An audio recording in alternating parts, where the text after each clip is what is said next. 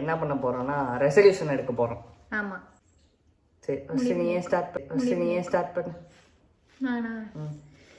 நான் வந்து உலக அழகி நான் தான் அப்படி சீனம் போட மாட்டேன் இனிமேல். இதெல்லாம் நியாயமா? ஆமா, உலக அழகியா இருந்துட்டு இப்படி எல்லாம் சீன் போடாட்டி நியாயம் இல்லதான். இருந்தாலும் பரவாயில்ல.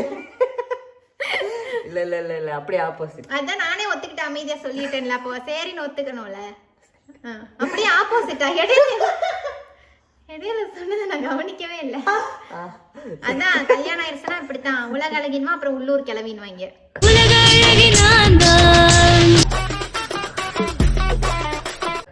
சரி சொல்லித்தர. சரி ஓகே. நான் வந்து இனிமேல் காலையில சீக்கிரம் எந்திரிக்கலான் இருக்கேன். நீ தானே எந்திரிச்சு கீச்சிருவ. சீக்கிரம்னா எத்தனை மணி? 8 மணிக்கெல்லாம். கொஞ்சம் சீக்கிரமா ஒரு 7:30. 7:30 தான் சீக்கிரமாமா. அப்ப லேட்டா எந்திரிக்கிறதுனா எத்தனை மணிக்கு எந்திரிப்பா நீங்களே இமேஜின் பண்ணி பார்த்துக்கோங்க. லேட்டா எந்திரிக்கிறனாவா? இது வரைக்கும் என்ன ஒரு 12 hours தூங்கிருப்பேனா?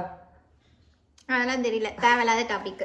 ஓகே, நானு இனிமேல் வந்து எனக்கு பழைய இன்ஸ்டா பயோலயே வந்து பாத்தீங்கன்னா என்டமோஃபோபியா அப்படின்னு வந்து கீழே பயோல போட்டிருப்பேன். அப்படின்னா எனக்கு என்னன்னா பூச்சிகள்னா ரொம்ப பயங்க. அதாவது பூச்சினா எப்படின்னா கொசு, ஈ, எறும்பை தவிர எல்லாமே பயம்.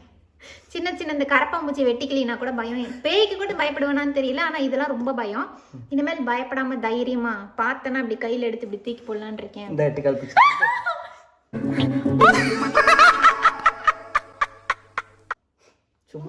பண்ணாத பைத்தியம்.